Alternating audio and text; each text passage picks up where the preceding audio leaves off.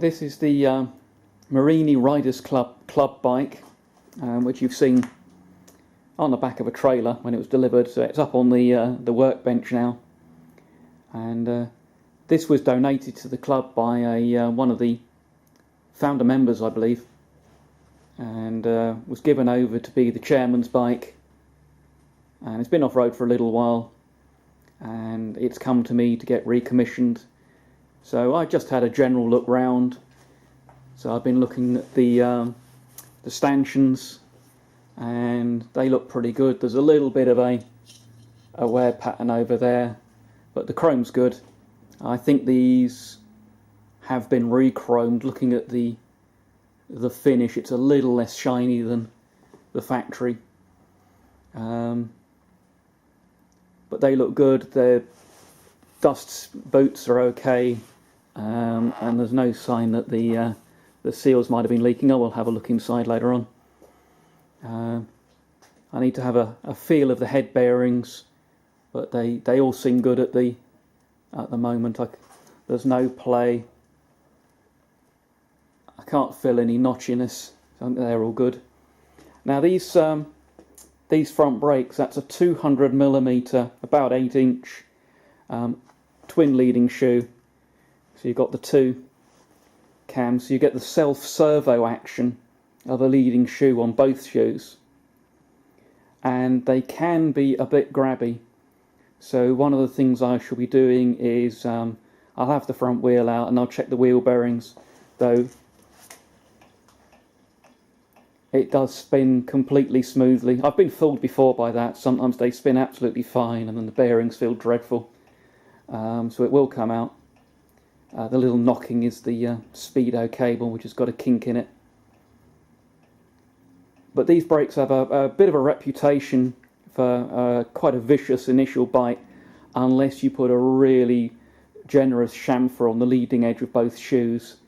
And seeing as the idea is this gets ridden by a lot of different people, some of whom may not be familiar with a powerful drum brake, it's going to be best to make sure I get rid of as much grabbiness as possible. The tyre is like new and unworn, but it's been on here for quite a few years. If it was my bike, I wouldn't mind riding on it in all weathers and conditions, but again, because it's going to be ridden by a load of different people, we may consider putting a new set of fresh tyres on it. There's just a little bit of crazing happening between the tread blocks, just very, very slight. Nothing that would really worry me. I do tend to like to run a set of the Avon Road Riders. I find them absolutely excellent in the dry, in the wet, and I push them pretty hard on track, and I'm happy with the way they work. These are Michelin's, not a tyre I have any real experience with on the Morini, but I'm sure they're absolutely fine, just like the Bridgestones are fine. But yeah, I mean, they've got a bit of hysteresis in them still. You know, it's been in a garage in the dark rather than sitting outside anywhere. Now, one thing I do know there's an issue with the brakes. The sun's come out and we're getting some glare. The lever is on the drum, returns nice and fine, though I will have this out. I'll have the spindles out and re-lubricate everything. But if I come up, I don't know if I can get the camera at the same angle, but if I use the brake lever,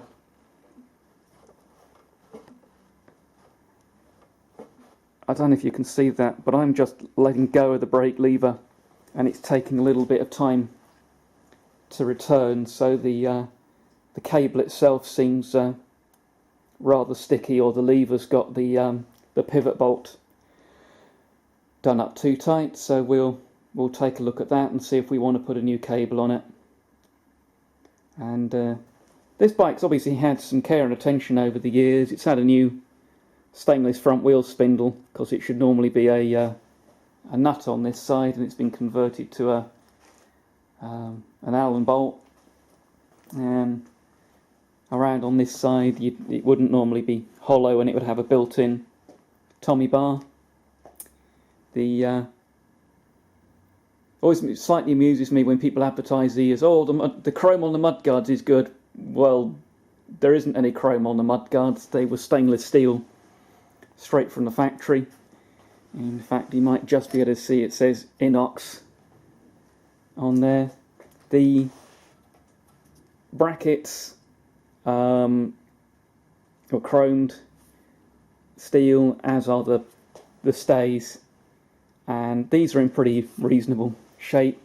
It's not uncommon to find the cable retainer broken, and these days you can get all of these stays and brackets in stainless. So I'll be dropping the front wheel out soon, and we'll take a look at all that. And I knew there was some wiring issues on the bike, and there's one here that puzzles me, and that's that the headlamp has been extended slightly. Here are the 4 headlamp connections, and this is an early headlamp shell, which I don't know, can I get the camera? Yeah, you can just about see there's actually a connector block on the back of the headlamp shell, and I don't know quite why that's been done. There appears to be plenty of length there for them to meet, and to my mind the mounting stays are the wrong way up. You know, they should be pointing down.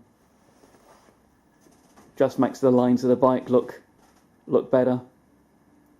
So we'll probably flip that over, because that'll all come off to get looked at.